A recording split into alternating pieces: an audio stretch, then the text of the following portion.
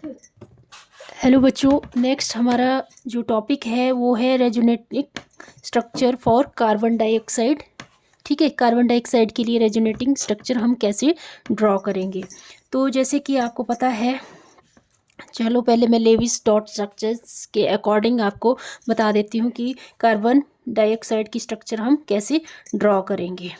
तो जैसे कार्बन, कितने कार्बन है? एक कार्बन है, दो ऑक्सीजन है।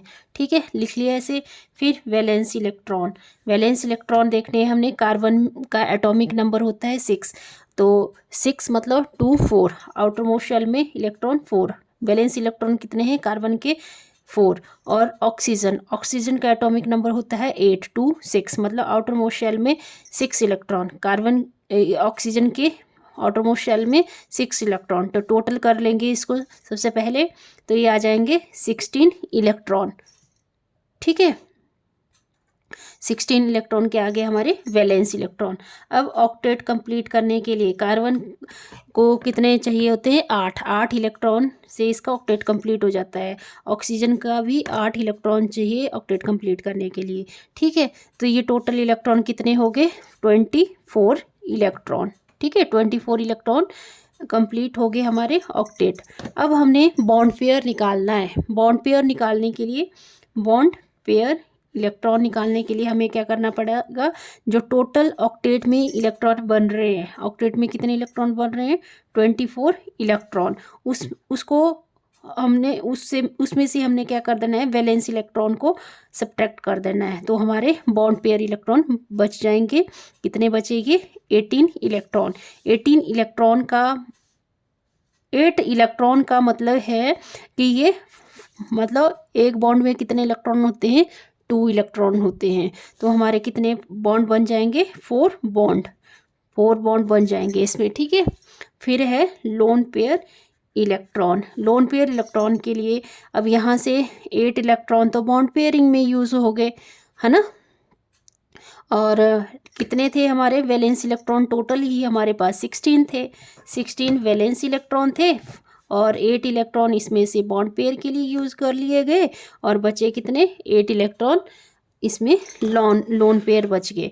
तो अगर हम कार्बन मोनोऑक्साइड की स्ट्रक्चर लिखते हैं ऐसे, कार्बन डाइऑक्साइड की स्ट्रक्चर लिखते हैं, तो यहाँ पे देखो 4 बॉन्ड पेयर बन रहे हैं, मतलब 2 बॉन्ड पेयर इस साइड को बनेंगे, 2 इस साइड को बनेंगे। और 8 इलेक्ट्रॉन, 8 इलेक्ट्रॉन क्या बचे हैं? Lone pair 1 2 3 4। तो यहाँ पे 1 2 3 4, 4 यहाँ पे लग जाएंगे ये लोन पेयर, और 5 6 7 8। ठीक है, तो ये बन गई हमारी स्ट्रक्चर। अब हम क्या बना सकते हैं इससे? रेजोनेटिंग स्ट्रक्चर्स ड्रॉ कर सकते हैं।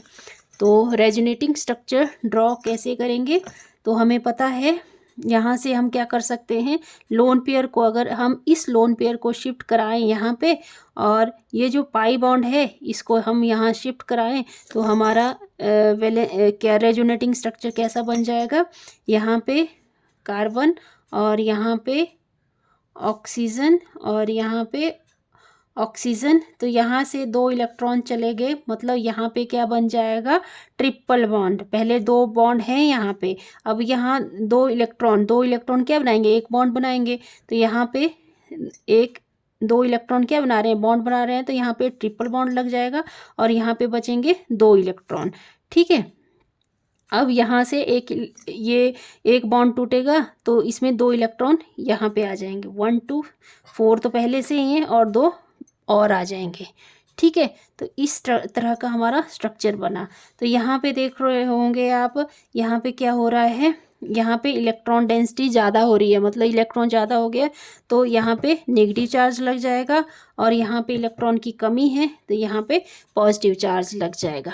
ठीक है, उसके बाद और स्ट्रक्चर क्या बना सकते हैं? आप यहाँ पे नोटिस कर रहे होंगे कि ये जो शिफ्टिंग है इलेक्ट्रॉन की, ये एक ही डायरेक्शन को हो रही है। ठीक है, अब हम क्या कर सकते हैं? अगर हम मान लो यहाँ पे ऑक्सीजन है, यहाँ कार्बन है, यहाँ ऑक्सीजन है। ठीक है, ऐसे ऑक्सीजन है और यहाँ दो 2 पेयर ऑफ इलेक्ट्रॉन्स हैं। अब क्या करेंगे हम, ये यहाँ को शिफ्ट करेंगे और ये यहाँ को शिफ्ट करेंगे, तो इसका स्ट्रक्चर कुछ ऐसा बन जाएगा। देखो यहाँ पे और यहाँ पे क्या ट्रिपल बॉन्ड यहाँ पे आ जाएगा ऑक्सीजन, और 1 2 3 4, और यहाँ पे सिंगल बॉन्ड ऑक्सीजन 1 2 3 4 5 6। ठीक है, कुछ स्ट्रक्चर ऐसा बन रहा है ना।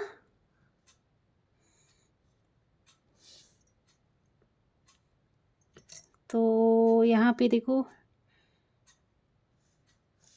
अच्छा 4 बॉन्ड थे, ये नहीं है बॉन्ड। ठीक है, तो यहाँ पे 1 2 3 4 यहाँ चला जाएगा बॉन्ड, तो यहाँ पे रहेगा सिर्फ ये 2 इलेक्ट्रॉन बचेंगे और यहाँ ट्रिपल बॉन्ड लग जाएगा, यहाँ कार्बन और यहाँ ऑक्सीजन। यहाँ इलेक्ट्रॉन की कमी हो जाएगी तो यहाँ पॉजिटिव चार्ज लग जाएगा। मतलब इस तरह का स्ट्रक्चर बन जाएगा हमारा, कार्बन, ट्रिपल बॉन्ड, ऑक्सीजन और 2 लोन पेयर आ जाएंगे, 2 इलेक्ट्रॉन आ जाएंगे और यहाँ पे पॉजिटिव चार्ज, और यहाँ पे 1 2 3 4 5 6 और ये नेगेटिव चार्ज। तो ये कार्बन डाइऑक्साइड की रेजोनेटिंग स्ट्रक्चर बनी। कितनी बनी ये, 1 2 3। ठीक है, आई होप आपको ये वीडियो अच्छा लगा होगा। अगर अच्छा लगा तो प्लीज़ वीडियो को लाइक करें, शेयर करें, सब्सक्राइब करें चैनल को। Thank you.